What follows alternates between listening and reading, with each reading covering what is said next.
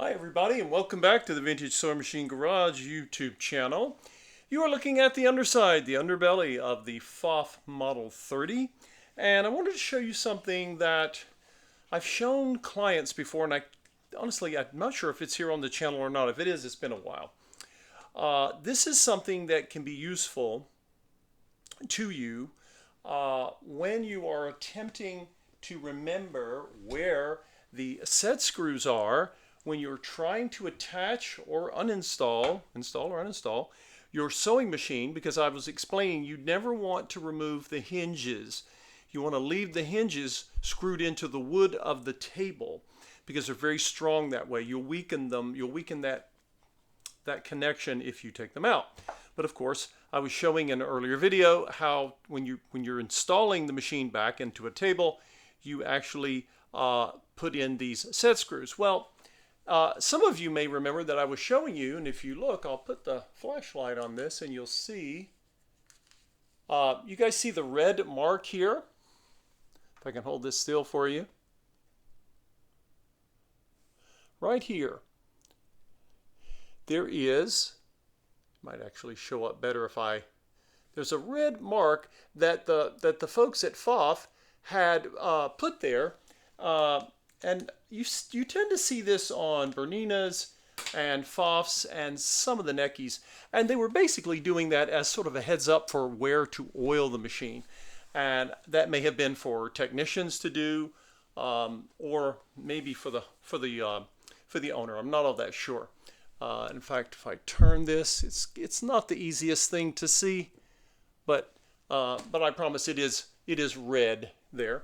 And there are other areas I saw on this machine as I've been going around. So why am I showing you folks more nail polish? We've covered nail polish as a touch-up paint, but when I originally bought nail polish, what does this say? It says Tivoli nail polish, and it's called, well, I don't even know what the color is, to be honest, and it doesn't really matter.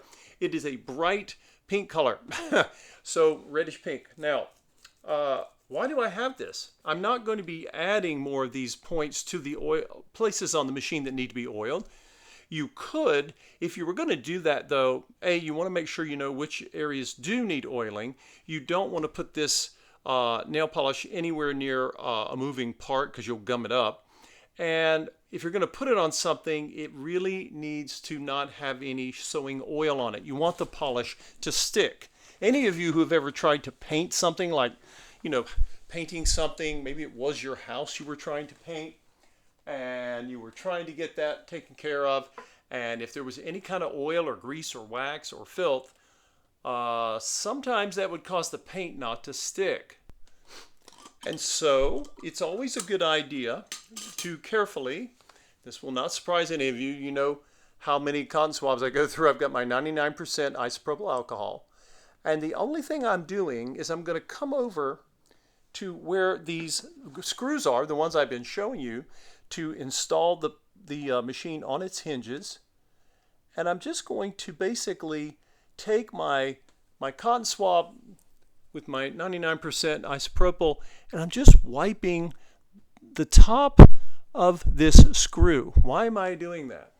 Because it's very likely there may be some oil residue on the screw, and I don't want any there because we are going to make these screws easier for a new owner if they ever need to remove the machine. A lot of people who pick machines up, clients who get machines from me, what they will do is they will often bring a truck or a little cargo trailer, and they'll just put the whole thing with the machine in the table on that. But not everyone has that. And so when people get a machine and they get it home, it's like, oh, where did that guy say the screws were? And people, a lot of people are looking at these types of machines, many of them for the first time. So I'm going to take my nail polish here, and again, make sure, I would strongly recommend, I have this machine tilted back, it's resting on a towel. Honestly, what we really need to do is We need to protect ourselves when we're doing this, guys. So I am taking a really old, this is actually a really old sheet. So, and I'm going to put it right there, and I'm just going to do one screw at a time. I'm doing this because I don't want the machine to fall onto me. If you are doing this yourself for the first time, see if you can get someone to help you. Just stand back there and hold the machine. It's not hard for them to hold it, but you definitely don't want it to crash onto your hands. Okay, so while I got that going, I'm going to take the nail polish, and I'm going to go over here where that screw is. And again, you got a black machine and you got a black screw, not always easy to see. I'm going to take this nail polish. Now, nail polish doesn't always cover in one coat, right? Those of you who actually use it for your nails, I buy nail polish and use it for all kinds of stuff, but I don't use it for nails. So, and I'm basically trying to, doing this left-handed to stay out of your way so you can see what I'm doing. So it feels a little awkward for me because I'm not left-handed. Okay, so what have I done? I basically just put a little bright pink mark there. Nail polish will dry quickly, and you know it should be people should be able to see it, and that is going to make a difference for someone in the future if they remember to look. Okay, I can't help them. They're going to have to come on here and look at these videos to see that part. But this again is one of those extra details I like to do because people who are paying attention, I can point to it and say, hey, if you get this home, these are the only 2 screws you loosen, right? You don't want to mess with anything else. Now on this side, I'm going to, because if I put the sheet back and move it to the left, it's just going to wipe off what I've just applied. So I'm going to hold the machine with one hand and attempt to get that other screw covered for you guys. Can I do it without getting in your way with my giant hands here? Okay, let's see. And you're not painting a portrait here. You can just dab it on. You just basically want this bright colored nail polish. One of the nice things about it is it dries pretty quickly, and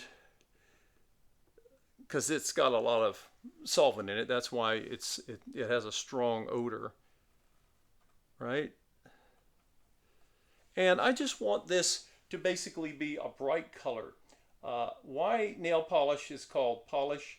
Some of my viewers are going to have to explain that to me because it's a paint, right?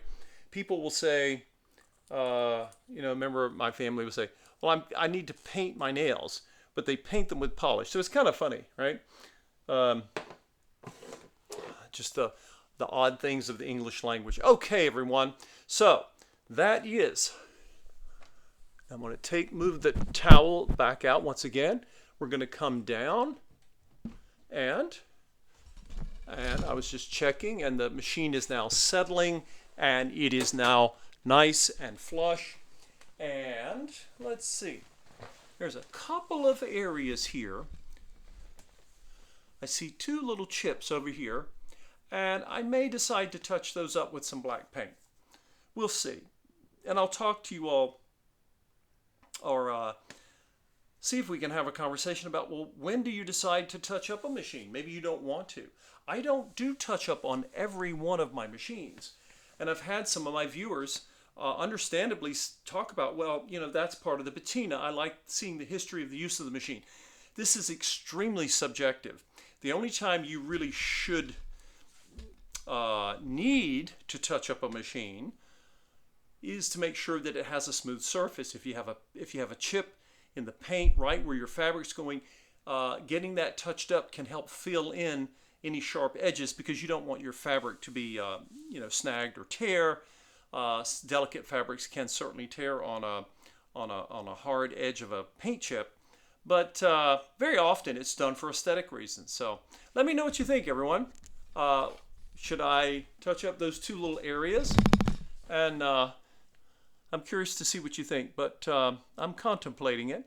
But we are getting closer, another step closer to seeing if this machine will even sew a stitch after all this effort. So um, we will find out. But of course, we're not quite right there yet.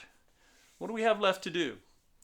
Well, we got to get a bobbin wound, and we got to get our machine threaded.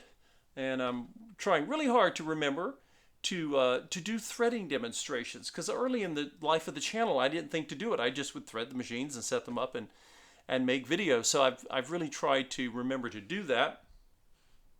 And so if you have not subscribed to this channel, please feel free to do so.